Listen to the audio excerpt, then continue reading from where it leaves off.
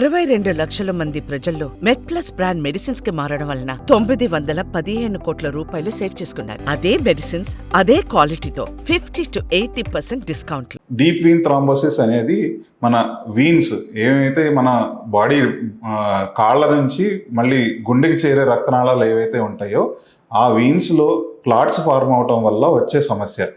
ఇది సమస్య జనరల్గా హాస్పిటల్లో ఉన్న పేషెంట్స్, తర్వాత ఆపరేషన్ అయిపోయిన తర్వాత మంచం మీద ఎక్కువ కదలికలు లేకుండా ఉన్న వాళ్ళలో మనం ఎక్కువగా చూస్తూ ఉంటాం.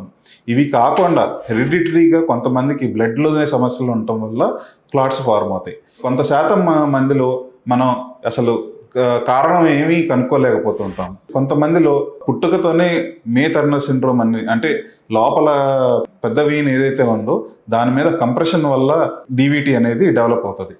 సో ఈ సమస్యతో మనకి మేజర్గా డేంజర్ వచ్చేసి ఈ క్లాట్ ఏదైతే డీప్ వీన్స్లో ఫార్మ్ అయిందో సడన్గా మనకి హార్ట్లోకి లంగ్స్లోకి వెళ్ళి బ్లడ్ సప్లైని ఆఫ్ చేయడం వల్ల సడన్గా కొలాప్స్ అయ్యే అవకాశం ఉందన్నమాట. ఈ డీవీటీ సమస్యని మనం ఎమర్జెన్సీగా మనం పరిగణించి వెంటనే ట్రీట్మెంట్ తీసుకోకపోతే ప్రమాదం గురయ్యే అవకాశం ఉంది. సడన్గా కొలాప్స్ అవ్వడం కానీ, ఈ హార్ట్ ఆగిపోవడం కానీ ఇట్లాంటి సమస్యలు ఉంటాయి. సో ఈ డీవీటీ అనేది ఒక ఎమర్జెన్సీగా ట్రీట్ చేసుకోవాలి.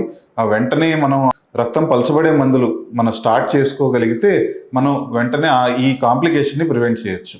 ఇది కాకుండా ఈ లాంగ్ టర్మ్లో మనం ఈ క్లాట్స్ ఫార్మ్ అవటం వల్ల ఈ కాళ్ళు వాపులు రావడము, నల్లగా అవటము, పెద్ద పెద్ద పుండ్లు అవ్వడం అనేది జరుగుతూ ఉంటాయి. డీవీటీ సమస్య వచ్చినప్పుడు ఒకసారి సరైన అసెస్మెంట్ చేసుకుని అవసరం అనుకుంటే థ్రాంబెక్టమీ అంటాం, మెకానికల్ థ్రాంబెక్టమీ, థ్రాంబోలైటిక్ థెరపీ, ఈ పద్ధతుల ద్వారా ఆ క్లాట్ బర్డన్ని తగ్గించగలిగితే ఈ లాంగ్ టర్మ్ కాంప్లికేషన్స్ను కూడా మనం తగ్గించే అవకాశాలు ఉంటాయి.